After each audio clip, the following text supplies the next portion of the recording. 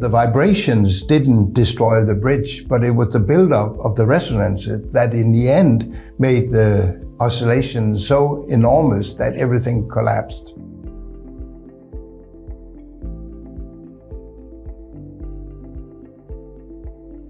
Everywhere in an audio system, you have to do with vibrations. Even the smallest components inside the circuitry boards vibrate.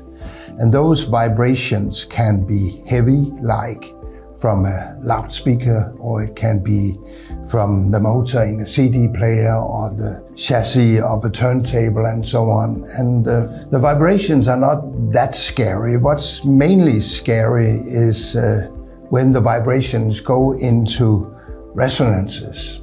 I think many of us has seen the video of the Tacoma Bridge that breaks down because it went into very heavy oscillations.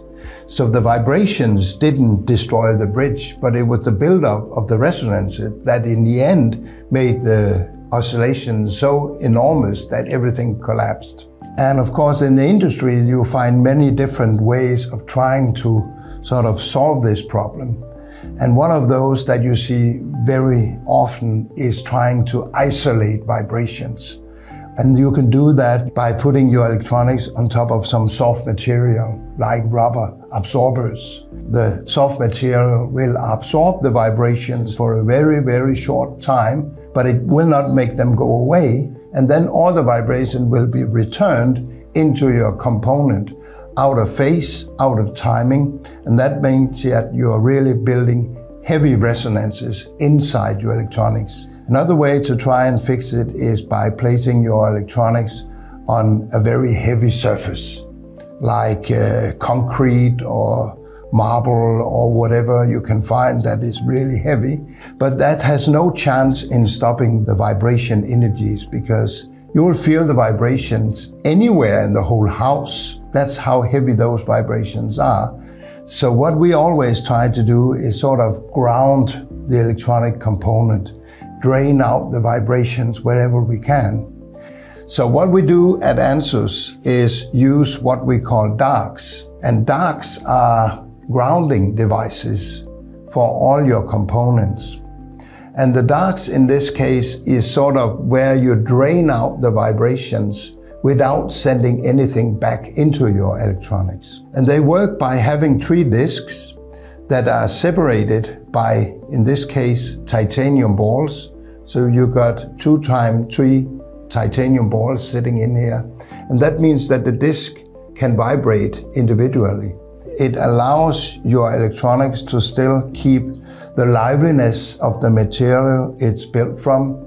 It's not sort of killing the sound. It's not a dead material. It allows the vibrations to escape.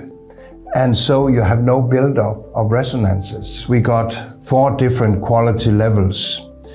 And we do have that because the tone of the material, the surface we use, has a big influence to the performance you can get by using the DARKZ. When you use the standard DARKZ, you will simply put them underneath your electronic. That could be your amplifier. You must put them directly underneath the chassis, so they are in direct contact with the chassis and the surface on which you place your amplifier. You can also have the DARKZ adjustable. And here you can actually adjust the height of the DARKZ itself. They're simply great because you can balance out, so you have the speaker resting evenly on all 4 footers. And you can actually also use them if you got spikes underneath your speaker. You simply have a hole in the middle where the spikes fit right in.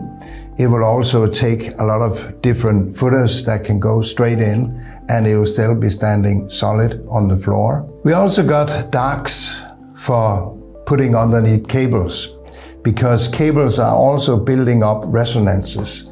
Especially the long cables like speaker wire have a problem here. You can start out with having 2, one where the cable hit the floor the first time coming from the amp, and another one where it sort of hits the floor coming from the speaker. Then you can add more if you want to, and you increase the effect. And that means that your bass will be more defined, more precise, more accurate. And remember, it's not so much the vibration, it's more the buildup of resonances that are dangerous for the performance out of your audio system.